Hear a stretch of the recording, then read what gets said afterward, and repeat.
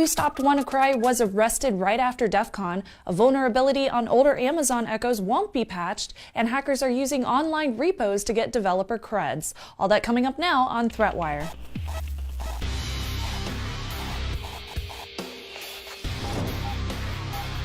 Greetings! I am Shannon Morse, and this is ThreatWire for August 8th, 2017. This is your summary of the threats to our security, privacy, and internet freedom. Real quick, make sure to subscribe and hit that little notification bell button to see the show as soon as it goes live, and check out patreon.com/ThreatWire to see how you can support the show. Now, on to the news.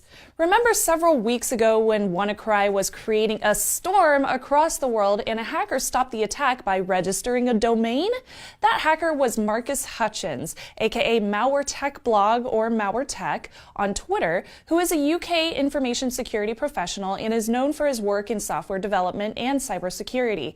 Hutchins went to hacker summer camp like the rest of us and was arrested on US soil on Wednesday during his departure from DEF CON and Las Vegas. Now, I want to preface this story by saying that there is a lot of false information about Hutchins being shared, and I will do my best to partake the most accurate information possible at the time of recording. If you find updates on this story, please leave links below in the comments, and I will make sure to pin the valid source material. If you are wondering where my info comes from, check the show notes. Now, Hutchins, who is 23 years old, was arrested and held in a Nevada detention center before being moved to a different facility the same day. Much of his friends and family had no contact nor information on where he was being held. According to the U.S. Department of Justice, Hutchins was arrested after a, quote, grand jury in the Eastern District of Wisconsin returned a 6-count indictment against Hutchins for his role in creating and distributing the Kronos baking Trojan. The charges against Hutchins, and for which he was arrested, relate to alleged conduct that occurred between, in, or around July 2014 and July 2015. Now, Kronos is a Trojan that, when installed, would allow an attacker to steal banking login details from victim computers using what is called a form grabber to steal that kind of data.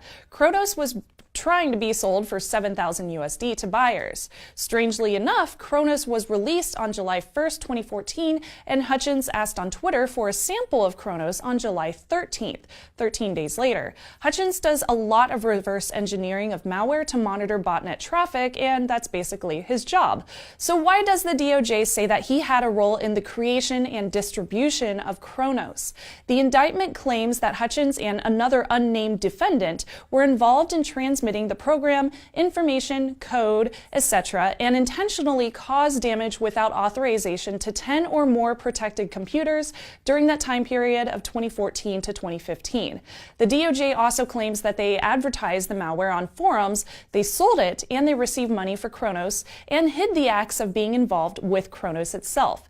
The indictment also says Hutchins created Kronos, his co-defendant demonstrated how it worked on July 13th in a YouTube video, which just so happens to be the same day Hutchins asked for a sample on Twitter, and the other defendant offered to sell it in August for $3,000 USD, and both parties updated Kronos in February of 2015.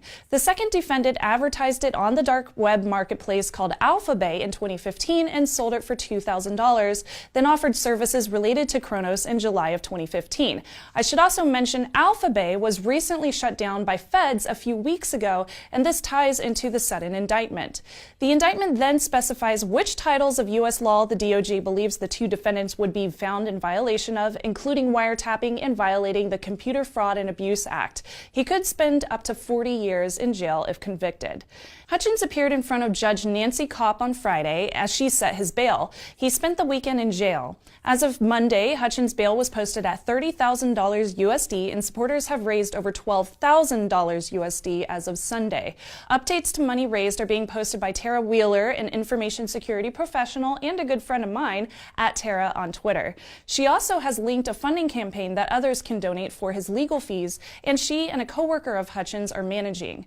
The campaign is linked below, and Hutchins' coworker, Andrew Mabbitt, planned to pay his bail on Monday and hired defense lawyer Adrian Lobo.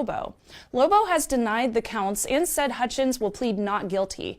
On the other hand, prosecutor Dan Calhig has stated Hutchins admitted he created the software. Since these two stories obviously don't match up, we will likely hear his formal plea by the end of day on Tuesday, as he is set to appear in court in Wisconsin at that time. Now, during the court appearance on Friday, prosecutors explained that Hutchins was caught in a sting operation when cops bought the code.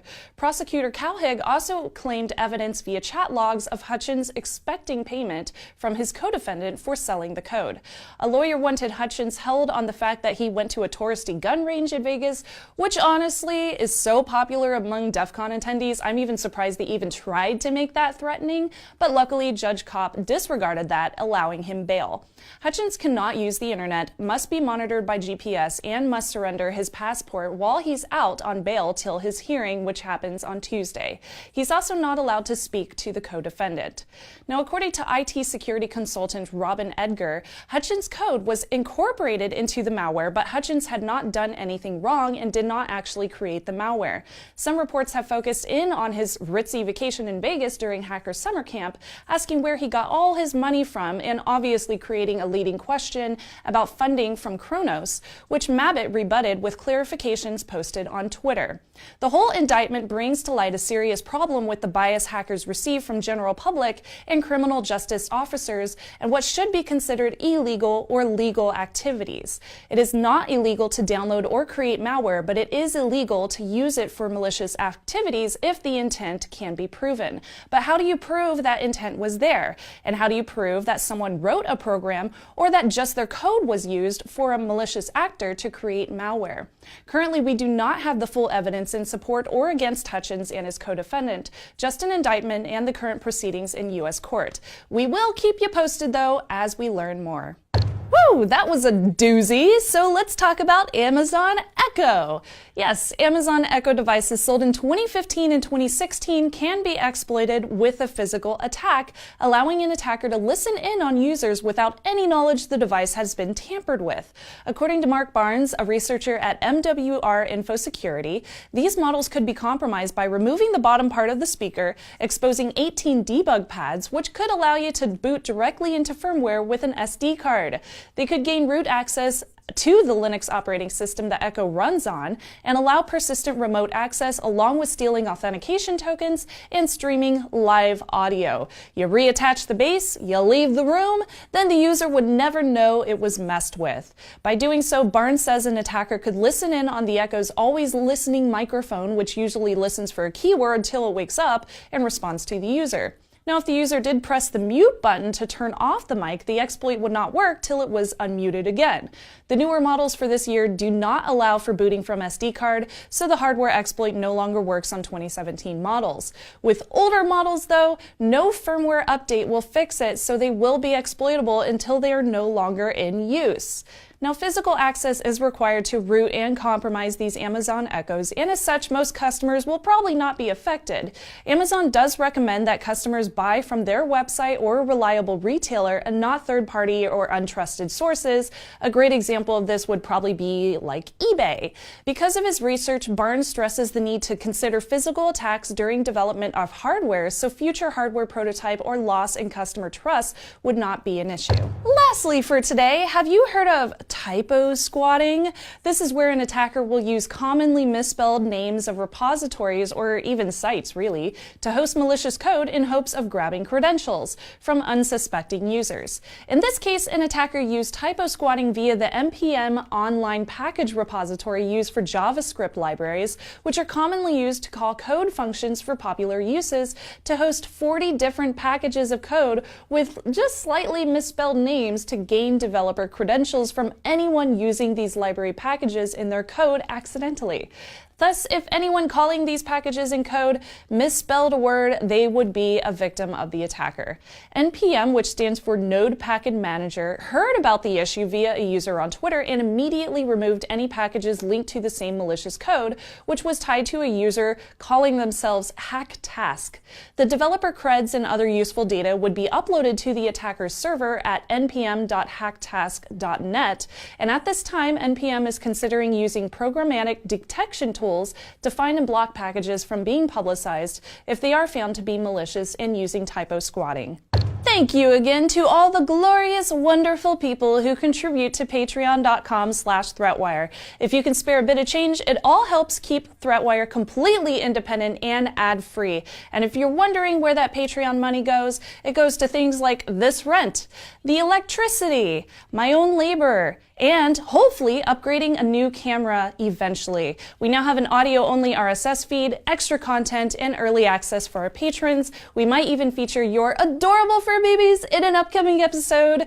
They are so cute. Thank you again for sharing them. I love seeing your adorable fur babies. And remember, patrons, to share your favorite security-focused news stories in the Patreon community tab to get featured on the show.